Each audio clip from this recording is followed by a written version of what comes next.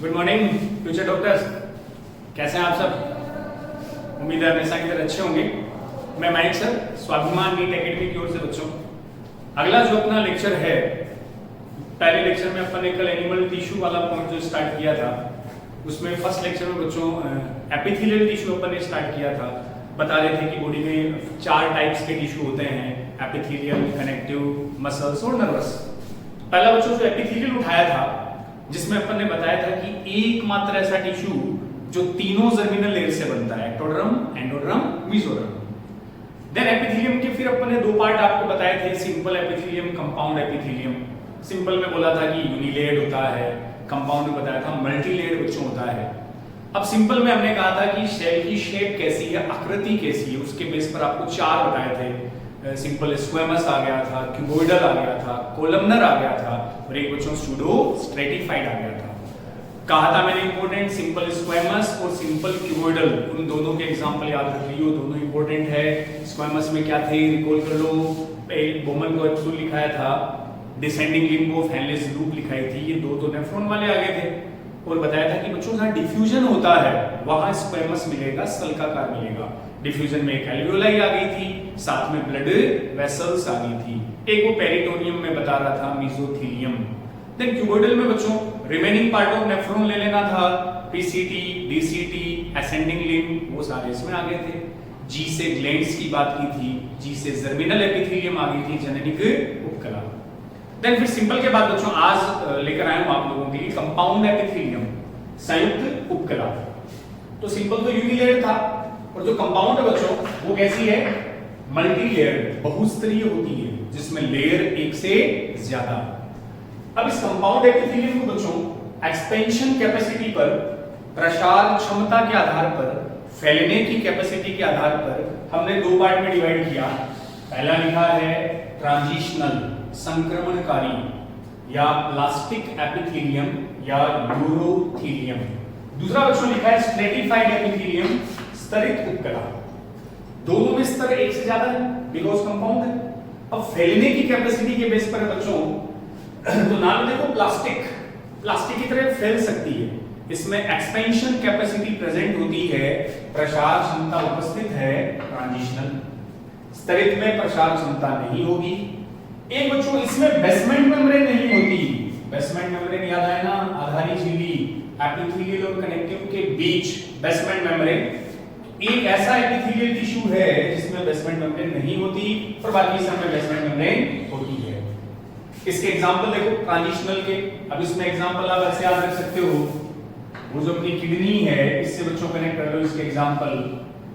Kidney से जो ureter, मूत्र वाहिनी का जो पार्ट कनेक्ट होता ना, ये वाला क्या था, रीनल पेल्विस बोलते हैं ना इसको, वृक्कश्रोणी, रीनल पेल्विस। ये बच्चों की क्या थी, यूरेटर। यूरेटर किसमें मिलता है, यूरिनरी ब्लैडर में। तो रीनल पेल्विस, मूत्रवाहिनी, मूत्राशय, यूरिनरी ब्लैडर, इन सब में कौन से एपिथेलियम मिलेगी, ट्रांजिशनल। तो सीधी सी बात है, जब यूरिन मूत्राशय में आता है, ब्लैडर में आएगा, तो ब्लैडर बच्चों फैलता है, एक्सपेंड होता है, और वो फैलने की कैपेसिटी किसकी वजह से आती है, ट्रांजिशनल एपिथेलियम की वजह से। और यही रीनल पेल्विस आ गया, यूरेटर, और एक आपको बता दिया यूरिनरी ब्लैडर। ये बच्चों देखो एक नाम और लिखा है मैंने, यूरोथीलियम। यूरो का मतलब ही यूरिनरी और थीलियम बोले तो एपिथेलियम। दूसरा बच्चों स्तरित उपकला, लेयर कई लेयर होती है, मल्टी लेयर्ड है, बस फैलने की, प्रसार की कैपेसिटी नहीं होती। इसमें बच्चों जो इनर लेयर होती है, सुनो, लेयर एक से ज्यादा है तभी तो कंपाउंड है।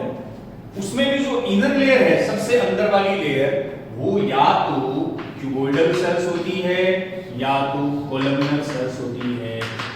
तो क्यूबोइडल घनाकार, कोलमनर स्तंभाकार, इससे बनी होती है, वो स्ट्रेटिफाइड। अब हम इसी के बारे में डिस्कस करते हैं, कौन सी एपिथेलियम, स्ट्रेटिफाइड एपिथेलियम। ट्रांजिशनल के एग्जांपल ये यहीं आ गए। तो स्ट्रेटिफाइड के बच्चों जो स्तरित उपकला है, उसमें देखो कि भाई इनर लेयर तो अपन ने फिक्स कर दी। इसकी जो इनर मोस्ट लेयर है वो तो कैसी सेल की, क्यूबोइडल और कोलमनर। जैसे मान लो ये है, ये इनर लेयर होगी मान लो बच्चों, ये इसकी सबसे आउटर लेयर है। मल्टी लेयर है, कई लेयर है, कई स्तर पाए जाते हैं। ये सबसे आंतरिक स्तर है, ये मान लो सबसे इसका बाह्य स्तर है। अब जो बाह्य स्तर है उसमें कैसी सेल है? बाहर मान लो बच्चों शल्काकार सेल हो सकती है, स्क्वेमस, वो क्यूबोइडल हो सकती है, वो कोलमनर हो सकती है। तो जब हम टिश्यू को बाहर से देखेंगे तो या तो आपको कैसा दिखेगा, स्क्वेमस दिखेगा, या बच्चों कैसा दिखेगा, क्यूबोइडल, या तो कैसा दिखा, कॉलमनर। तो कैसी उसमें सेल्स है उसके बेस पर जो स्ट्रेटिफाइड है, इसके बच्चों में एग्जांपल आपको करा देता हूं स्ट्रेटिफाइड के। पहला stratified squamous epithelium, stratified squamous epithelium. तो क्या नाम बना, स्तरित शल्काकार उपकला। अब ध्यान रखना इसको शॉर्ट में एसएसई नहीं बोल सकते। एसएसई किसके लिए वर्ड था, सिंपल स्क्वेमस एपिथेलियम। सिंपल का मतलब लेयर एक, स्ट्रेटिफाइड का मतलब लेयर एक से ज्यादा। इसको अपन एसएसई टर्म यूज नहीं करेंगे। अब बच्चों सिंपल स्ट्रेटिफाइड स्क्वेमस है तो जो आउटर लेयर है, आउटर की बात कर रहा हूं मैं, दिखेगी आउटर ही ना बच्चों। आउटर लेयर में कैसी सेल हुई, स्क्वेमस सेल होगी, तो ये स्क्वेमस हो गए। अब स्क्वेमस में केराटिन की प्रेजेंस के बेस पर, केराटिन रेड प्रोटीन होती है, वो है या नहीं, उस बेस पर ये दो टाइप का होता है। एक तो बोला बच्चों केराटिनाइज्ड, एक नॉन या अनकेराटिनाइज्ड। स्ट्रेटिफाइड स्क्वेमस के कितने टाइप्स हुए, दो। किस बेस पर कि उसमें केराटिन प्रोटीन है या नहीं है। अब बच्चों नाम ही केराटिनाइज्ड है तो केराटिन प्रोटीन होगी, इसमें केराटिन प्रोटीन प्रेजेंट है। नॉन केराटिनाइड है तो केराटिन प्रोटीन एब्सेंट है। केराटिन कैसी प्रोटीन होती है अपने को पता ही है, डेड प्रोटीन है। इसकी जो बच्चों सेल्स है वो डेड सेल्स होती है। अब सेल जब डेड है तो डिवीजन नहीं होगा। तो प्रोटीन केराटिन है जो डेड होती है तो सेल भी कैसी, डेड सेल, डिवीजन नहीं होता। इधर बच्चों केराटिन नहीं है तो सेल कैसी है, लिविंग, जीवित कोशिकाएं, डिवीजन विभाजन होगा। तो ये केराटिन के बेस पर जो आ गया केराटिनाइज्ड, नॉन केराटिनाइज्ड। अब एग्जांपल, तो केराटिनाइज्ड का एग्जांपल है इंपॉर्टेंट, आपके एनसीईआरटी का ये एग्जांपल है बच्चों, अपनी स्किन। और जो स्किन की आउटर कवरिंग है क्या बोलते हो, एपिडर्मिस ऑफ स्किन, त्वचा का अधिचर्म। बोलो, अरे केराटिन नाम आती क्या एग्जांपल दिमाग में आता है, आपके हेयर, आपके नेल, नाखून और बालों में कौन सी प्रोटीन बच्चों, केराटिन। और जो एपिडर्मिस है ये आपकी स्किन, स्किन का आउटर कवरिंग जहां मैं टच कर रहा हूं, ये बाह्य आवरण कौन है, अधिचर्म, एपिडर्मिस, उसी में नेल्स और हेयर। तो जो एपिडर्मिस है वो कैसी हुई, केराटिनाइज्ड, स्ट्रेटिफाइड स्क्वेमस एपिथेलियम, इसमें केराटिन होती है। या आप इसमें अपना एक्सोस्केलेटन भी बोल सकते हो, बाह्य कंकाल। तो बच्चों आपका बाह्य कंकाल में कौन आ गए, हेयर आ गए और नेल्स आ गए, केराटिनाइज्ड हो गए। नेक्स्ट बात करूं मैं नॉन केराटिनाइज्ड के एग्जांपल, इनमें केराटिन नहीं होता। एग्जांपल बच्चों देखो, इसमें अपन ये बकल कैविटी वाला ले लेते हैं। माउथ किस में ओपन हुआ, बकल कैविटी, मुख गुहा। तो मुख गुहा के कुछ पार्ट है वो बच्चों नॉन केराटिनाइज्ड में आते हैं, जैसे चीक आ गया, गाल, गाल की जो इनर लाइनिंग है वो इसमें आ गया, पैलेटाइन आ गया, तालू, ऊपर क्या है पैलेटाइन, इधर चिक। फिर थोड़ा सा आगे चलो, बकल कैविटी से आगे चले, चलते ही कौन सा पार्ट आएगा बच्चों, फेरिंक्स, ग्रसनी। ग्रसनी से आगे चले इसोफेगस, ग्रशिका। तो चार पार्ट तो कनेक्टेड ही आ गए, बकल कैविटी का ऊपर पैलेटाइन, ये अपने गाल, फेरिंक्स, फेरिंक्स से आगे इसोफेगस। इन सब में कौन सी, नॉन केराटिनाइज्ड। उसके अलावा दो एग्जांपल अपनी आंखों के हैं। आंखों में एक कॉर्निया, जो व्हाइट बच्चों दिख रहा ना आंख का, वो कॉर्निया है। कॉर्निया के ऊपर आपको ध्यान हो तो एक पतली कवरिंग होती है, दैट्स कॉल्ड कंजक्टिवा। कॉर्निया के ऊपर एक थिनेस्ट कवरिंग आती है ना, बिल्कुल पतली पारदर्शी, कंजक्टिवा। तो कॉर्निया इन कंजक्टिवा क्या है? Non keratinized. अरे अगर केराटिन ही आ गया तो अपारदर्शी हो सकती है। इसके अलावा एक एग्जांपल इसमें आता है vagina, part of female reproductive system. ये सारे जो बच्चों है नॉन या अनकेराटिनाइज्ड, सीधा सा याद रख सकते हो। ये सारे बकल कैविटी से कनेक्टेड है। आपकी आंखों में दोनों कॉर्निया एंड कंजक्टिवा और वेजाइना नॉन केराटिनाइज्ड। और केराटिनाइज्ड में कौन होगी? केराटिन। इसका इंपॉर्टेंट एग्जांपल स्किन की एपिडर्मिस, नेल्स और हेयर, उसमें कौन सी प्रोटीन है? केराटिन। चलिए आगे।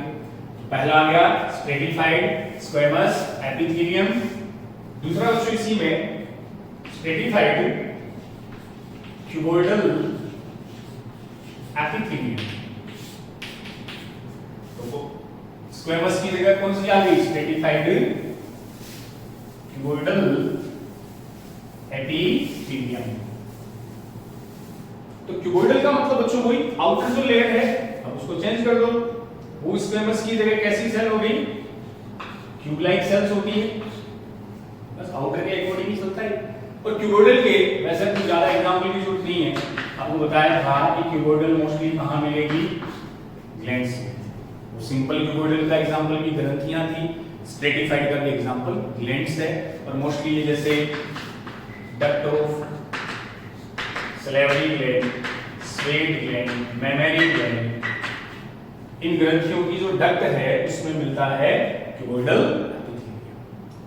तीसरा फिर इसमें आता है स्ट्रेटिफाइड कॉलमनर एपिथेलियम। इसमें जो आउटर बच्चों लेयर है वो स्तंभाकार कोशिकाएं आ गई। इसके एग्जांपल एक तो एपिग्लोटिस, एक याद रखो तो बक्कल कैविटी ऑफ फ्रो। मेंढक के डिक्शन में तो वैसे नहीं आते, पूछे जाए अपनी बक्कल कैविटी में नॉन केराटिनाइज्ड स्क्वामस थी, फ्रो की बक्कल कैविटी में स्ट्रेटिफाइड कॉलमनर, और एक ये एपिग्लोटिस, इसमें भी स्ट्रेटिफाइड कॉलमनर। बाकी तो ज्यादा एग्जांपल याद नहीं हो रहे ना बच्चों, मैं कहीं स्टार या इंपॉर्टेंट बता दूंगा, आप तो उसी को एनसीईआरटी के अकॉर्डिंग याद रख लेना। इन तीनों में सबसे इंपॉर्टेंट है स्ट्रेटिफाइड स्क्वामस, जिसके दोनों पार्ट केराटिनाइज्ड और नॉन केराटिनाइज्ड। उसमें भी केराटिनाइज्ड का एग्जांपल दे रखा है, इंपॉर्टेंट बन जाता है एपिडर्मिस ऑफ स्किन। बस केराटिन दिमाग में आ गया तो हेयर और नेल्स आ गए, वो स्किन से कनेक्ट होते हैं। क्लियर। फिर स्ट्रेटिफाइड क्यूबोइडल में वो क्यूबोइडल है तो हमेशा क्या याद रखो? ग्रंथियां, ग्लैंड्स। कॉलमनर में एपिग्लोटिस याद रहे तो, वरना वो एक आप स्क्वेमस वाला याद रख लेना। तो सिंपल स्क्वामस भी इंपॉर्टेंट है और स्ट्रेटिफाइड स्क्वेमस भी इंपॉर्टेंट। सिंपल स्क्वामस है तो वहां लेयर यूनिलेयर्ड है, सिंगल लेयर्ड है। स्ट्रेटिफाइड वर्ड आ गया स्ट्रेटा, स्ट्रेटा का मतलब लेयर्स, परतें, स्तर। क्लियर। चलो बच्चों नेक्स्ट, ये कंपाउंड एपिथेलियम होगी। कंपाउंड के दो टाइप थे, ट्रांजिशनल संक्रमणकारी और दूसरी स्ट्रेटिफाइड। तो स्ट्रेटिफाइड के फिर अपन ने ये अलग अलग इसमें क्या कर लिए? टाइप्स बच्चों यहां कर लिए। अगला जो इसमें एक आता है स्पेसिफिक एपिथेलियम, विशिष्ट प्रकार की उपकला। तो स्पेसिफिक में बच्चों दो दे रखे हैं, एक तो दे दिया न्यूरो एपिथेलियम, एक वर्ड दे रखा है मायो एपिथेलियम। विशिष्ट उपकला में दो इसके दे दिए, पिगमेंटेड भी वैसे ज्यादा जरूरत नहीं है, देख लो आपको। न्यूरो एपिथेलियम और मायो। न्यूरो बच्चों नाम से ही ऐसी एपिथेलियम जिसके साथ कौन जुड़ा हो? न्यूरॉन। इसमें नर्व को जोड़ दिया एपिथेलियम के साथ, उपकला के साथ कौन आ गया? न्यूरॉन। अब बच्चों न्यूरॉन आया तो न्यूरॉन का काम क्या है? कंडक्टिविटी, आवेगों का संचरण, इंपल्स कंडक्शन करता है, कंडक्टिविटी करेगा। यहां मायोवर्ड जहां भी आ जाए, मायो बोले तो बच्चों मसल्स। ऐसी एपिथेलियम, ऐसी उपकला जिसके साथ कौन जुड़ी हो? मसल्स। तो जब मसल्स है तो कौन सी प्रॉपर्टी आ गई? कॉन्ट्रैक्टिलिटी, कॉन्ट्रैक्टिलिटी बोले तो बच्चों संकुचनशीलता। तो ज्यादा कुछ इसमें रटना ही नहीं है, सीधी सी बात है। मैंने न्यूरो एपिथेलियम बोला तो साथ में कौन, न्यूरॉन्स। मैंने मायो एपिथेलियम बोला तो कौन आई, मसल्स। मसल्स से कौन सी प्रॉपर्टी, संकुचनशीलता। तो मसल्स वाले मायो एपिथेलियम बता सकते हो, जैसे मैमरी ग्लैंड में स्तन ग्रंथियां, श्वेत ग्रंथियों में बच्चों ऐसे मान लो जैसे ये ग्लैंड्स है। अब इन ग्लैंड्स से अटैच्ड यहां होती है ये मसल्स। मसल्स मान लो आप मायो एपिथेलियम है, यहां इनका प्रोडक्ट बराबर है। जैसे मेमरी ग्लैंड में मिल्क दूध होता है, स्वेट ग्लैंड में पसीना स्वेट होता है। तो बच्चों जैसे ये मसल्स कॉन्ट्रैक्ट करेगी, पेशियां संकुचित होगी, तो ये वाला पार्ट पिचकेगा, कॉन्ट्रैक्ट होगा। इसके कॉन्ट्रैक्ट होती है जो अंदर भरा हुआ मटेरियल है, चाहे मिल्क हो चाहे स्वेट हो, वो ऑटोमेटिकली इस डक्ट के थ्रू बाहर आ जाएगा। तो मसल्स का काम कॉन्ट्रैक्शन, संकुचन। और न्यूरो एपिथेलियम आपके रिसेप्टर में होती है। रिसेप्टर जैसे आईज आगे, नोज आगे, आंख, नाक, इनमें मिलेगी, क्योंकि हर रिसेप्टर 5 रिसेप्टर आते हैं बच्चों, स्किन, नोज, आईज, ईयर, टंग, सारे रिसेप्टर जो सेंसेज, जो संवेदनाएं ग्रहण करते हैं, फाइनली उसको कहां पहुंचाते हैं, ब्रेन, सीएनएस तक, और लेके पहुंच जाती है न्यूरॉन तंत्रिका। तो ये जितने भी रिसेप्टर है वो न्यूरॉन से कनेक्टेड होते हैं, इसलिए इसको क्या बोल दो, न्यूरो। ये जो कुछ विशिष्ट प्रकार की उपकला में दोनों नाम आपको बता दिए, न्यूरो एपिथेलियम और मायो एपिथेलियम। अगला इसमें पॉइंट आता है, एपिथेलियम में चल रहे हैं बच्चों अपन, उपकला में लास्ट पॉइंट ग्रंथियां और ग्लैंडुलर एपिथेलियम, हिंदी में बोल लिया ग्रंथिल उपकला। इंपॉर्टेंट है, इसके ग्लैंड्स के भी कुछ एग्जांपल आ जाते हैं। तो ग्रंथिल उपकला एपिथेलियम में लिखा बच्चों। अब दिमाग में जो ही ग्लैंड्स आया, ग्रंथि दिमाग में आती, जनरली कौन सी एपिथेलियम, सोचो, क्यूबोइडल बता रहा हूं बार बार मैं। क्यूबोइडल में एक तो जी से एग्जांपल ग्लैंड्स और एक जी से जर्मिनल एपिथेलियम, जननी उपकला। क्लियर है ना? तो ग्लैंड्स मैंने लिखा, तो जनरली ग्लैंड्स किसकी बनी होगी, क्यूबोइडल, मोस्टली क्यूबोइडल। कभी कभार बच्चों कोलमनर भी मिल सकती है। तो दोनों अलग अलग ऑप्शन हो तो ग्लैंड्स में किसकी बनती है, घनाकार क्यूबोइडल सेल्स की। रेयरली वो कौन सी हो सकती है, स्तंभाकार या कोलमनर भी हो सकती है, बट मेन वो कौन सी रहेगी, क्यूबोइडल। ग्लैंड्स है तो ग्लैंड्स का काम सिक्रीशन, स्त्रावण का काम करेगी। अब चाहे वो हार्मोन रिलीज करे, मिल्क रिलीज करे, चाहे पसीना स्त्रावित करे, लार स्त्रावित करे, तो सिक्रीशन का काम किसका होता है, ग्लैंड्स का। अब बच्चों जहां सिक्रीशन होता है, थोड़ा सा आप भेजे पे जोर जब डालोगे तो सेल बायोलॉजी में अपन पढ़ते हैं कि जो सेल में ऑर्गेनल्स होते हैं बच्चों, like mitochondria, nucleus, Golgi body, endoplasmic reticulum, सबके पर्टिकुलर फंक्शन होते हैं। जैसे एनर्जी की बात आए तो आपके दिमाग में माइटोकॉन्ड्रिया नाम आएगा। जैसे प्रोटीन सिंथेसिस की बात करूं तो आपके माइंड में RER, rough endoplasmic reticulum, ribosome आएंगे। वैसे ही सिक्रीशन से कनेक्टेड कौन सा ऑर्गेनल होता है जिसका मेन फंक्शन स्त्रावण होता है, सिक्रीशन होता है, वो बच्चों गोल्जी बॉडी, गोल्जी का है। तो ग्रंथियां क्या कर रही है, सिक्रीशन। तो ग्लैंड्स में कौन डेवलप हुआ, गोल्जी बॉडी। जो ग्लैंड्स है इनमें गोल्जी बॉडी डेवलप होते हैं, क्योंकि उसका काम क्या है, सिक्रीशन।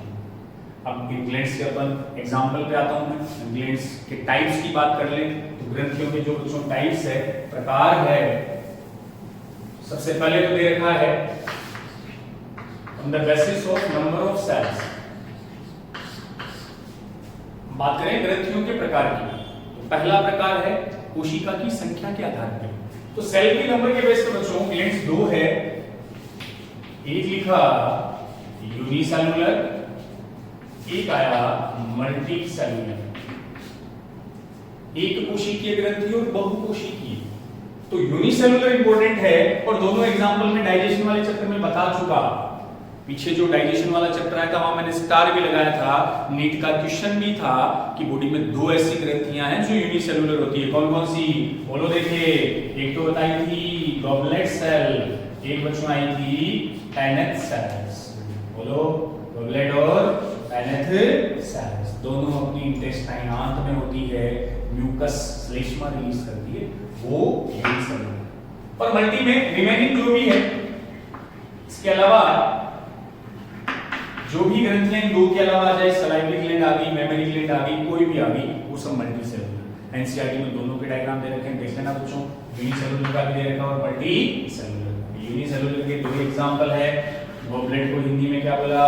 चषक, कलश कोशिका, और दूसरी पैनेथ सेल्स। सेकंड टाइप, ये तो नंबर ऑफ सेल्स के बेस पे। दूसरा बच्चों, on the basis of presence of duct, नलिका के आधार पर, ये भी अपने को ध्यान है, एक्सोक्राइन, एंडोक्राइन और मिश्रित ग्रंथि। हेलो, तो एक्सोक्राइन को तो आप क्या बोल सकते हो? बहिस्रावी, एंडोक्राइन अंतःस्रावी और मिश्रित। एक्सोक्राइन बच्चों, इनके पास तो डक्ट होती है, इसलिए बोलते हैं नलिका युक्त। एंडोक्राइन है जिनके पास डक्ट नहीं होती, इसलिए बच्चों क्या कहलाई? डक्टलेस, नलिका विहीन ग्रंथियां। और एंडोक्राइन जो है वो हमें पता है क्या रिलीज करती है? हार्मोन्स। अरे वही हार्मोन जिन्हें ब्लड ट्रांसपोर्ट करता है, जैसे पिट्यूटरी, थायराइड, थाइमस, कई ग्लैंड आती। और मिश्रित, फिर डाइजेशन वाला चैप्टर आया, पैंक्रियाज, अग्नाशय। अग्नाशय कैसी ग्लैंड थी बच्चों? मिश्रित थी, जो एक्सोक्राइन भी होती है और एंडोक्राइन। तो नलिका है एक्सोक्राइन, नलिका नहीं है एंडोक्राइन, दोनों है तो मिश्रित। क्लियर? चलो, और वैसे एक्सोक्राइन के एग्जांपल, हार्मोन के अलावा बाकी सारे ऐड कर दो। सलाइवरी ग्लैंड आ गई, सलाइवा लार आता है। स्वेट ग्लैंड आ गई, पसीना आता है। मेमोरी ग्लैंड आ गई, मिल्क आता है। ऑयल ग्लैंड आ गई, सीवेशियस ऑयल आता है। ये सारी की सारी इसमें आ जाती है। हार्मोन वाली एंडोक्राइन है, पैंक्रियाज एक तरह से मिक्स्ड है। तो दूसरा आ गया, पहला नंबर ऑफ सेल्स के बेस पर। दूसरा बच्चों, डक्ट की उपस्थिति के आधार पर। तीसरा आता है नेचर ऑफ सिक्रीटरी प्रोडक्ट, जिस प्रोडक्ट को रिलीज करती है ग्रंथियां, जिस पदार्थ को स्रावित करती है, उसके बेस पर बच्चों। तो सिक्रीटरी प्रोडक्ट की प्रवृत्ति के आधार पर, प्रकृति के आधार पर तीन है। पहला मीरोक्राइन और एक्राइन, दूसरी एपोक्राइन, तीसरा बच्चों मैंने वर्ड लिखा होलोक्राइन। होलोक्राइन को आप हिंदी में बोल सकते हो पूर्ण स्रावी। एपोक्राइन आई अंश स्रावी और एक्राइन अस्रावी। तो ग्रंथियां बच्चों जिस पदार्थ को, सब्सटेंस को रिलीज करती है, उसकी प्रवृत्ति के आधार पर तीन है। कैसे? एक सीधे से एग्जांपल से समझा देता हूं। जैसे कोई तीन सेल या ग्रंथियां बच्चों नहीं है, तीन सेल के लिए ये किसी न किसी प्रोडक्ट को रिलीज करती है। तो पहली तो एक ऐसी सेल है जिससे केवल सिक्रीटरी प्रोडक्ट बाहर आता है, मतलब जो केवल स्रावित पदार्थ को ही बाहर निकालती है और कुछ बाहर नहीं जाएगा। दूसरी एक ऐसी है सेल जो जिसमें पहले सिक्रीटरी प्रोडक्ट स्टोर होता है, स्रावित पदार्थ ग्लैंड के ऊपरी भाग में संचित हुआ, फिर वो बाहर स्रावित हुआ। तीसरे केस में पूरी की पूरी सेल ही स्रावित हो जाएगी, पूर्ण स्रावित। फिर से सुनना, पहला केस केवल सिक्रीट कौन हुआ? सिक्रीटरी प्रोडक्ट, सेल का कोई पार्ट क्षतिग्रस्त नहीं हुआ, केवल प्रोडक्ट बाहर रिलीज हुआ, मीरोक्राइन। प्रोडक्ट के साथ साथ सेल का एपिकल पार्ट, देखो एपो, एपो का मतलब एपिकल अंश, इसमें सेल के जो स्रावित पदार्थ है उसके साथ बच्चों कोशिका का कुछ भाग, पार्ट ऑफ सेल भी क्या हो गया, रिलीज हो गया। सेल का जो अग्रभाग एपिकल पार्ट है वो भी चला गया। होलो का मतलब पूर्ण, यहां पूरी की पूरी सेल ही क्या हो गई, स्रावित हो गई। Whole cell, that's called holocrine. Clear? तो पूरी सेल रिलीज हो जाए, पूर्ण स्रावी। स्रावित पदार्थ के साथ सेल का एपिकल पार्ट जाए, थोड़ा अंश जाए, अंश का मतलब कुछ भाग स्रावित हुआ, एपोक्राइन। केवल प्रोडक्ट रिलीज हुआ तो अब ये जो बच्चों प्रोडक्ट आता है वो डिफ्यूजन के अकॉर्डिंग आता है। इस सेल से कोई भी चीज बाहर आती है ना, हाइड्रो डिफ्यूजन, और सेल से बाहर आती है उसको बोल सकते हो एक्सोसाइटोसिस। एक्सो का मतलब बाहर, सेल के अंदर आता है उसको क्या बोलते हो, एंडोसाइटोसिस। ये अब इसके एग्जांपल बता दूं मैं, तो बच्चों जो मीरोक्राइन है इसका एग्जांपल, इसमें केवल और केवल क्या रिलीज होगा, प्रोडक्ट। एक तो इसमें आती है स्वेट ग्लैंड, स्वेट ग्रंथि। एक बच्चों इसमें आती है सलेवरी ग्लैंड, लार ग्रंथि। एपोक्राइन का इंपॉर्टेंट एग्जांपल है, ये यूज होता है मेमरी ग्लैंड, स्तन ग्रंथियां।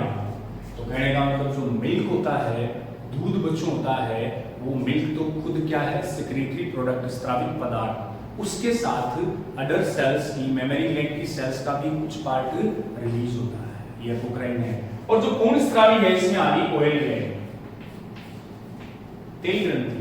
तेल ग्रंथि का एक आंखों में एग्जांपल आता है जेस ग्लैंड और मेयोवियन ग्लैंड। याद रखो, तो बाकी ये रख लियो, बिकॉज अपने 12th का जो एम्ब्रियोलॉजी ह्यूमन रिप्रोडक्टिव सिस्टम वाला चैप्टर है वहां बता रखा है कि जो मेमरी ग्लैंड है वो किसमें कंसीडर होती है, एपोक्राइन। तो उसमें मिल्क के साथ सेल का एपिकल पार्ट, एपिकल पार्ट, या हिंदी में याद रखो तो अंश, कोशिका का कुछ अंश भी बाहर निकलता है, क्षतिग्रस्त होता है। ये बच्चों आ गया नेचर ऑफ सेक्रेटरी प्रोडक्ट। तो केवल प्रोडक्ट गया मीरोक्राइन, प्रोडक्ट प्लस सेल का कुछ पार्ट गया एपोक्राइन, होल पूरी की पूरी सेल भी चली गई होलोक्राइन। अब पूरी सेल जाती है, इसका जो स्रावित पदार्थ है वो सबसे ज्यादा कंसंट्रेट होता है, हाईली कंसंट्रेट। नेक्स्ट बच्चों ये ग्लैंड्स आ गई। ग्लैंड्स के बाद अगला जो अपन बात करते हैं टिश्यू में ही, कि भाई पहला एपिथेलियल टिश्यू कंप्लीट मान लो, उसमें अपन ने दो टाइप के बता दिए, सिंपल और कौन सा आ गया, कंपाउंड आ गया। सिंपल में यूनिलेट था, कंपाउंड में मल्टीलेट थे। कंपाउंड में फिर दो आ गए, फैलने की कैपेसिटी के आधार पर, अगर फैल सकता है, एक्सपेंड हो सकता है तब तो ट्रांजिशनल, नहीं फैल सके स्ट्रेटिफाइड। स्ट्रेटिफाइड में स्ट्रेटा लेयर्स होती है। अब आउटर लेयर स्क्वामस है तो stratified squamous, stratified cuboidal, stratified columnar. Squamous important था, अगर केराटिन है तो केराटिनाइज्ड, नहीं है तो नॉन केराटिनाइज्ड। फिर ग्रंथियों की बात की, ग्लैंड्स भी एपिथेलियम ही होता है। मोस्टली ग्लैंड्स में बच्चों कौन सी, क्यूबोइडल, कभी कभार कोलमनर सेल्स भी मिल सकती है। ग्लैंड्स के टाइप में पहला based on number of cell, unicellular, multicellular. Unicellular के दो examples, goblet cell, Paneth cell. Then बात की प्रेजेंस ऑफ डक्ट, डक्ट है तो एक्सोक्राइन, डक्ट नहीं है एंडोक्राइन। और फिर nature of secretary product, मीरोक्राइन, apocrine, holocrine. Clear बच्चों? नेक्स्ट बात करते हैं अपन एपिथेलियल टिश्यू के बाद दूसरा जो टिश्यू आता है इसको बोला बच्चों कनेक्टिव टिश्यू, संयोजी ऊतक। सेकंड अपन बात करते हैं कनेक्टिव और संयोजी ऊतक। नाम ही देखो कनेक्टिव है, तो काम क्या होगा, कनेक्ट करना, जोड़ना। अलग अलग टिश्यू को, ऑर्गन्स को जोड़ने का जो काम करता है, एक्चुअल में वही बच्चों टिश्यू कौन सा है, कनेक्टिव। तो कनेक्ट करता है, टिश्यू ऑर्गन को जोड़ता है, इसलिए कनेक्टिव टिश्यू बोलते हैं। तो ये बच्चों 30% के लमसम होता है। एक लाइन आती है widely distributed tissue of body. Widely distributed का मीन हुआ शरीर में बहुतायत में पाया जाने वाला ऊतक। एक ऐसा दे रखा है most widely distributed tissue of body, शरीर में बहुतायत से अब बच्चों वैसे अमाउंट की बात आए ना तो मसल्स सबसे ज्यादा होती है, लेकिन पूरी बॉडी में फैला हुआ, जैसे कनेक्टिव टिश्यू में आप ब्लड को भी पढ़ोगे, इसमें बोन्स भी आएगी, और हमें पता है ब्लड पूरी बॉडी में ट्रांसपोर्ट होता है, तो इसको widely distributed tissue of body consider कर रखा है एनसीईआरटी ने, वो कनेक्टिव टिश्यू। अब कनेक्टिव टिश्यू में इसका स्ट्रक्चर या कंपोजिशन है, इसमें 3 पार्ट मान लेते हैं हम। कनेक्टिव टिश्यू में 3 चीजें, 3 पार्ट्स इसमें होते हैं। एक तो इसमें आपको सेल्स की रिक्वायरमेंट होती है, एक बच्चों इसमें आता है इसका मैट्रिक्स, एक इसमें आता है फाइबर। तो जो संयोजी ऊतक है, जो कनेक्टिव टिश्यू है, जो कनेक्शन का काम करता है, उसके 3 कंपोनेंट होते हैं, घटक मान लो बच्चों। एक तो इसमें क्या चाहिए, सेल्स, अरे बिना सेल्स के तो टिश्यू होगा ही, सेल्स तो चाहिए। दूसरा बच्चों मैट्रिक्स, प्लाज्मा भी बोलते हैं, इसका मैट्रिक्स और प्लाज्मा। तीसरा फाइबर, फाइबर बोले तो तंतु। तो ये तीनों जहां है वो कनेक्टिव टिश्यू, जैसे सेल्स आ गई, सेल्स के बीच में फाइबर आ गए, तो यहां पता रहेगा वो प्लाज्मा या तो मैट्रिक्स बच्चों में रहता है। मैट्रिक्स में यही इतना याद रखना है, जो मैट्रिक्स है एक्चुअल में यहां वो एसिड आएगा बच्चों, हाई hyaluronic एसिड, ग्लूकोपॉलीसैकेराइड। इसमें हाई hyaluronic एसिड कहां पढ़ा था कल? अरे वही बेसमेंट मेम्ब्रेन में आया था हाई hyaluronic एसिड। उसके अलावा कहां बताया था? आंखों में कहां? Vitreous humour.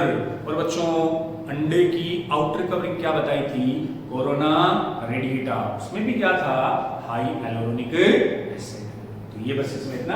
अब जो सेल्स होती है कनेक्टिव टिश्यू में, वो जो 7 टाइप्स की है, 7 प्रकार की, और जो फाइबर इसमें मिलते हैं वो लगभग 3 टाइप्स के फाइबर होते हैं। तो मैट्रिक्स में लिखा रखियो, हाई hyaluronic एसिड जो म्यूकोपॉलीसैकेराइड होता है, सेल्स कितनी? 7 टाइप्स की, फाइबर 3 टाइप की। तो मैं सेल्स की बात कर लेता हूं, सातों तो अपने को नहीं, जो मेन है पहली 4 सेल्स उनको बता देता हूं मैं, जो पूछी जा सकती है। इसमें अपन बात कर लें cells of connective tissue. Connective tissue में फर्स्ट बच्चों में सेल्स फाइब्रोब्लास्ट, फाइब्रोब्लास्ट। अब पीछे ब्लास्ट लगा हुआ है, क्या मतलब समझते हो? जूलॉजी में, बायोलॉजी में ब्लास्ट सफिक्स लगा हुआ है, मतलब ब्लास्ट का मतलब फटना नहीं है, फट गया ब्लास्ट हो गया। अपने मेडिकल में ब्लास्ट अगर सफिक्स है तो फॉर्मेटिव, फॉर्मेशन, निर्माण लाइक एरिथ्रोब्लास्ट जो आरबीसी बनाती है, लिम्फोब्लास्ट, क्लियर? तो फॉर्मेशन का काम है ये ब्लास्ट। तो नाम ही क्या है? फाइब्रोब्लास्ट। ऐसी सेल जो क्या बनाएगी? अरे फाइबर बनाएगी, तो फाइब्रोब्लास्ट। तो फाइब्रोब्लास्ट में क्या बना? ये मैक्सिमम नंबर की सेल्स है, लार्जेस्ट सेल है, और क्या बनाती है? Fibre and matrix. तो जो कनेक्टिव टिश्यू के पार्ट है, मैट्रिक्स और फाइबर, दोनों बनाने वाली कौन बच्चों? फाइब्रोब्लास्ट। और ब्लास्ट का मीन निर्माण। ये सबसे ज्यादा मैक्सिमम अमाउंट, सबसे लार्ज बड़ी सेल होती है। अब देखो बच्चों, जो फाइबर होते हैं ना, फाइबर देखते दिमाग में कौन सा फाइबर आ रहा है? बोलो बोलो बोलो। फाइबर आपकी बॉडी में most abundant protein collagen. Collagen जो बने हैं किसके? कोलेजन फाइबर के। तो जनरली फाइबर प्रोटीन होते हैं, क्या बच्चों? प्रोटीन। और यहां प्रोटीन आया, तो जो सेल प्रोटीन बनाती है उसमें कौन होने चाहिए? तो फाइब्रोब्लास्ट सेल में RER नंबर ज्यादा, रफ एंडोप्लाज्मिक रेटिकुलम ज्यादा होते हैं, क्योंकि RER क्या बनाती है? प्रोटीन। और प्रोटीन से क्या बने? फाइबर। समझ गए? चलो फिर दूसरी सेल की बात करूं, मैक्रोफेज, स्टियोसाइट। मैक्रोफेज बच्चों ये फैगोसाइटिक सेल होती है, भक्षकांडी कोशिकाएं, ये भी बढ़ाते हैं, जिनका काम भक्षण, फैगोसाइट करना, हार्मफुल बैक्टीरिया, पैथोजन को फैगोसाइट खाकर खत्म करती है। तो एक तरह से अपने को प्रोटेक्ट करती है, सुरक्षा देती है। ये सेकंड नंबर पे है, सबसे ज्यादा ये है। दूसरे नंबर पर मैक्रोफेज। इसके भी एग्जांपल लगभग हर जगह पर हमने पढ़ रखे हैं, जैसे डाइजेशन वाले चैप्टर में लिखाई थी कफर सेल, याद आई बच्चों? कहां होती है? लीवर। लीवर की जो मैक्रोफेज या फैगोसाइट है वो कफर सेल, जो फैगोसाइट का काम करेगी, भक्षण का काम करती है। ऐसे ही मैंने लिखा डस्ट सेल, ये कहां मिलेगी? फेफड़ों में। फेफड़ों में फैगोसाइट का काम डस्ट सेल। ऐसे ही लिखा न्यूट्रोफिल एंड मोनोसाइट, ये कहां की सेल हुई? ब्लड की। मैंने लिखा बच्चों ग्लियल सेल, ये होती है ब्रेन में। ये कुछ फैगोसाइटिक सेल्स के एग्जांपल है जो हार्मफुल पैथोजन को खत्म करती है। अब वो लीवर में उसका नाम कफर है, लंग्स में उसको डस्ट बोलते हैं, और ब्लड में उसका नाम न्यूट्रोफिल मोनोसाइट होता है, और ब्रेन में उसके लिए बताता है ग्लियल सेल। तो एक नंबर पे फाइब्रोब्लास्ट, सेकंड सेल कौन सी? मैक्रोफेज। थर्ड बच्चों, थर्ड नंबर पे जो सेल आती है इसके लिए बताता है मस्त सेल। मस्त नहीं है, मास्ट बोलते हैं इसको, मास्ट सेल। मास्ट सेल, इसका फंक्शन नाम तो सुना ही रखा है। मास्ट सेल का फंक्शन है ये सीक्रेट करती है हिपेरिन, स्टामिन, सेरोटोनिन और मैट्रिक्स। जो मास्ट सेल्स है, जो कनेक्टिव टिश्यू की बच्चों सेल्स है मास्ट, वो हिपेरिन रिलीज करती है। हिपेरिन क्या है?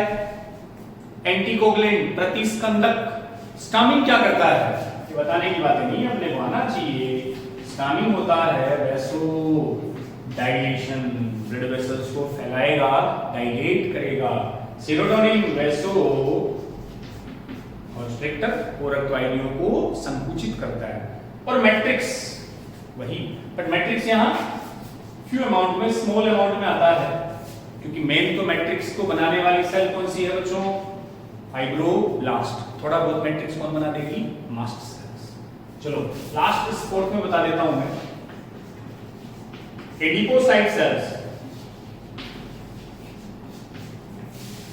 वैसे तो 7 टाइप की सेल है, पहली 4 जो इंपॉर्टेंट है उसमें फर्स्ट फाइब्रोब्लास्ट ले ली, दूसरी मैक्रोफेज ले ली, तीसरी मास्ट सेल ले ली, फोर्थ एडिपोसाइट। वही साइट लिखा हुआ है, मतलब क्या? सेल। एडिपो, एडिपोज, एडिपोज टिश्यू जहां क्या जमा होगा? फैट। एडिपोसाइट जो सेल है इसमें एक्चुअल में क्या डिपॉजिट होता है? फैट,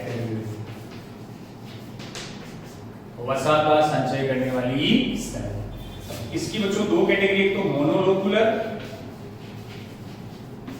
एक मल्टीलोकुलर। कुछ नहीं रटना, सब सामने है। मोनोलोकुलर का मतलब ये तो ऐसी सेल है, मोनो और मल्टी। मोनोलोकुलर में तो बच्चों फैट का ग्लोब्यूल, एक फैट ग्लोब्यूल होता है। अगर सेल में वसा की एक गुलिका है, एक, तो मोनोलोकुलर। और बच्चों एक से ज्यादा है तो आप क्या बोल सकते हो? मल्टीलोकुलर। बस एक फैट ग्लोब्यूल है तो मोनो, एक से ज्यादा है तो मल्टी। अब यहां देखो फैट ग्लोब्यूल एक है और वो भी कहां है? सेंटर में। तो न्यूक्लियस चला गया पेरिफेरल। यहां एक से ज्यादा फैट ग्लोब्यूल है बच्चों जो पेरिफेरल परिधि पर है, तो यहां न्यूक्लियस कहां गया? सेंटर में। अब आपसे ये पूछ ले कि भाई फैट स्टोर होता है, एनर्जी भी देता है, इन दोनों में से ज्यादा एनर्जी कौन सी सेल देगी? ज्यादा सोचने की बात ही नहीं है। यहां फैट ग्लोब्यूल कितनी है? एक। यहां एक से ज्यादा, तो मोनोलोकुलर कंपैरेटिवली क्या देगा? Less energy. और मल्टीलोकुलर में फैट ज्यादा है यानी क्या देगा? More energy. इसके भी टाइप्स आएंगे, व्हाइट फैट और ब्राउन फैट बताऊंगा मैं आगे इस टाइप्स में, वहां जाएगा। तो 4 सेल्स है main, fibroblast, macrophage, third mast cell, fourth कौन सी? एडिपोसाइट जहां फैट डिपॉजिट होता है, फिफ्थ बच्चों एक आती है प्लाज्मा सेल, एक इसमें आती है लिम्फोसाइट, एक आती है मेसेनकाइम सेल्स। बाकी 4 इंपॉर्टेंट है। प्लाज्मा और लिम्फोसाइट को एंटीबॉडी बनाने का काम करती है, लिम्फोसाइट एंटीबॉडी बनाती है। मेसेंकाइम ये अनडिफरेंशिएट अविभेदित सेल है जो रिक्वायरमेंट के टाइम अदर सेल्स में कन्वर्ट हो सकती है बच्चों। बाकी मेन पहली 4 cells of connective tissue. Cells के बाद फाइबर की बात कर रहे थे अपन। फाइबर्स ऑफ कनेक्टिव टिश्यू बच्चों, fibres of connective tissue, cell से तक के फाइबर तंतु। तो 3 फाइबर बता रहा था, 3 टाइप्स के फाइबर होते हैं। मैं एक छोटे से टेबल से आपको समझा दूं। सबसे ज्यादा तो कौन से हैं? कोलेजन, एक बच्चों नाम आया इलास्टिन, एक आए रेटिकुलर फाइबर। 3 नाम लिख दिए, कोलेजन, इलास्टिन और कौन सा? रेटिकुलर। अब ये प्रोटीन के बेस पर होते हैं, तो नाम ही कोलेजन फाइबर। तो बच्चों प्रोटीन भी कौन सी हुई? कोलेजन। इसमें प्रोटीन कौन सी हुई? इलास्टिन। इसमें प्रोटीन आती है रेटिकुलर। तो 3 types of fibre, there are 3 types of fibre in connective tissue. First collagen, elastin, reticular. ये नाम हमने उनमें प्रेजेंट प्रोटीन के बेस पर दिया। कोलेजन में कौन सी? कोलेजन, इसमें इलास्टिन, उसमें रेटिकुलर। कलर की बच्चों बात आए तो कोलेजन फाइबर तो कैसे? व्हाइट, तो ये कैसे? येलो। मेंशन नहीं करते, तो बार-बार बोलते हैं ना व्हाइट फाइबर। व्हाइट फाइबर का मतलब कौन से हैं? कोलेजन है। येलो फाइबर कौन से हैं? इलास्टिन है। अब बच्चों इलास्टिन का नाम का मतलब ही कौन सी प्रॉपर्टी? इलास्टिसिटी, प्रत्यास्थता, खींचने की इलास्टिक कैपेसिटी। तो इलास्टिन जो फाइबर है इनमें इलास्टिसिटी क्या रहेगी? मैक्सिमम। इलास्टिसिटी ज्यादा होती है इसलिए नाम ही क्या रखा? Elastin fibre. उनमें नहीं होती, इनमें कम मिलती है, बाकी ये रख लो इलास्टिन में मैक्सिमम। ब्रांच की बात आए, शाखाएं, तो सबसे ज्यादा मैक्सिमम जो ब्रांच होता है वो रेटिकुलर होता है बच्चों। इसके लिए आप एक इलास्टिसिटी वाला एक पॉइंट याद रख लियो। अब एक इसमें डाइजेशन का यूज देते हैं। डाइजेशन का मतलब देखो बच्चों, तीनों फाइबर एक्चुअल में प्रोटीन के बने हैं ना, और जो प्रोटीन को डाइजेस्ट करते हैं वो एंजाइम प्रोटियोलाइटिक, प्रोटीन अपघटनीय एंजाइम। तो कोलेजन को डाइजेस्ट करने वाला एंजाइम है यहां पेप्सिन। इन दोनों प्रोटीन या फाइबर को डाइजेस्ट करने वाला है ट्रिप्सिन। अरे वही पेप्सिन जो स्टमक में था, ट्रिप्सिन जो पैंक्रियाटिक जूस में था, अग्नाशयस। चूंकि प्रोटीन से बने हैं इसलिए ये एंजाइम इसको पचा सकते हैं, डाइजेस्ट कर सकते हैं। बात करूं एग्जांपल की, उदाहरण, तो कोलेजन फाइबर का एग्जांपल आया टेंडन, हिंदी में बोला कंट्रा। इलास्टिन का एग्जांपल आया लिगामेंट, हिंदी में स्नायु। और ये मिलेगा इन लिम्फोइड ऑर्गन्स। लिम्फोइड ऑर्गन बच्चों आए लसीकाभ। एग्जांपल है इंपॉर्टेंट, अब फिर से सुन लो। 3 टाइप के फाइबर मैंने बता दिए, कोलेजन, इलास्टिन और रेटिकुलर। ये नाम फाइबर बच्चों प्रोटीन के बेस पर है। कोलेजन में collagen protein, elastin protein, reticulin protein. Collagen white colour का है इसलिए व्हाइट फाइबर भी बोलते हैं, इलास्टिन येलो कलर का है तो येलो फाइबर भी बोल देते हैं। डाइजेस्ट करने के लिए इसमें पेप्सिन, बाकी दोनों को ट्रिप्सिन। एग्जांपल कोलेजन का कौन? टेंडन। टेंडन याद करो, याद आया? बोन को मसल से जोड़ता है, बीटीएम। बोन को मसल से जोड़ने वाली स्ट्रक्चर टेंडन, वो कोलेजन फाइबर से बनती है। लिगामेंट भी बच्चों वहीं कहीं आता है। बोन को बोन से जो जोड़े उसको क्या बोलते हो? लिगामेंट। बोन, लिगामेंट, दो बोन का कनेक्शन लिगामेंट। बोन को मसल से जोड़ने वाला टेंडन। और लिम्फोइड ऑर्गन्स ये कौन से हैं? फिर जाओ वही डाइजेशन वाले में बताया, मैंने कहा था ना मैं सर जब एक चैप्टर पढ़ाते हैं तो पर्टिकुलर वही चैप्टर नहीं चलता है, कई चैप्टर बच्चों कनेक्ट होकर एक साथ आएंगे। लिम्फोइड ऑर्गन दो आए थे प्राइमरी और सेकेंडरी। प्राथमिक लिम्फोइड ऑर्गन तो वो जहां लिम्फोसाइट बनते हैं, मैच्योर होते हैं, जिसमें दो एग्जांपल थे बोन मैरो और थाइमस ग्लैंड। सेकेंडरी वो थे जहां लिम्फोसाइट को स्टोर करते हो, अपेंडिक्स आया था, पेयर्स पेचेज आए थे, टॉन्सिल आए थे। तो जितने भी लिम्फोइड ऑर्गन है लिम्फोसाइट से कनेक्टेड है, उन सब में रेटिकुलर फाइबर प्रेजेंट। अब बच्चों तो लिगामेंट आया, उसमें कैसा फाइबर है? इलास्टिन। तो कौन सी प्रॉपर्टी मिलेगी? इलास्टिसिटी। तो जहां दो बोन जुड़ती है ना, दो हड्डियां, बोन्स का जो कनेक्शन है वही तो लिगामेंट है। तो लिगामेंट बोन को बोन से जोड़ने वाला। तो इसी लिगामेंट की वजह से इन जॉइंट में बच्चों मूवमेंट होती है। जॉइंट में जो गति हो रही है ना, उसकी में एक रोल किनका है? इन लिगामेंट्स का। क्योंकि लिगामेंट्स में क्या होती है? तटस्थता, इलास्टिसिटी। तो अगर लिगामेंट टूट जाए, इनएक्टिव हो जाए, डैमेज हो जाए, तो प्रॉपर जॉइंट में मूवमेंट नहीं होगी। और अपन बोलते हैं ना मोच, मूल्ड पड़ गई, मोच आ गई, स्प्रेन। वो जो खिंचाव जॉइंट में आता है वो भी एक्चुअल में किसमें स्प्रेन आता है? लिगामेंट। ये खिंच जाते हैं बच्चों। यही मोटिलिटी उन जॉइंट में गति प्रदान करते हैं, क्योंकि ये कैसे होते हैं? Elastin fibre. हर चीज के लॉजिक होते हैं, उन्हें कनेक्ट करो। पढ़ते टाइम माइंड में पिक्चर बनाओ, ऐसा लगाओ कि हाँ वो चीज वहां आई थी, बोन को बोन से जोड़ता है लिगामेंट, तभी मूवमेंट। इन चीजों को फील करो बच्चों, क्योंकि आपका जो ब्रेन है वो पिक्टोरियल मेमोरी को, डायग्राम को, चित्रों को ज्यादा टाइम तक याद रखता है। समझ रहे हो बात? तो हमने बात की पहला क्या? कनेक्टिव टिश्यू की सेल्स जो कितनी है? 7 टाइप्स की। उसमें फाइबर कितने हैं? 3 टाइप के। और मैट्रिक्स में आपको इतना याद रखना, हाइएलुरोनिक एसिड। लास्ट कनेक्टिव टिश्यू में आता है types of connective tissue. Connective tissue के प्रकार। तो प्रकार बच्चों एनसीईआरटी बॉडी में आपको बता देता हूं। एक तो दे रखा है लूज कनेक्टिव टिश्यू, एक दे रखा है डेंस कनेक्टिव टिश्यू, एक दे रखा है स्पेशल कनेक्टिव टिश्यू। संयोजी ऊतक के 3 प्रकार बच्चों बता रखे हैं। लूज, ढीला, इसको स्पॉन्जी कनेक्टिव टिश्यू भी बोल देते हैं। मुलायम संयोजी ऊतक। डेंस का मतलब सघन संयोजी ऊतक, स्पेशल विशिष्ट संयोजी ऊतक। तो जो लूज है, ढीला, इसमें फिर 2 बच्चों आएंगे। एक तो एरियोलर कनेक्टिव टिश्यू, एक इसी का मॉडिफिकेशन आएगा एडिपोज कनेक्टिव टिश्यू। सघन में भी 2 आएंगे, डेंस रेगुलर, सघन नियमित, और सघन अनियमित संयोजी ऊतक।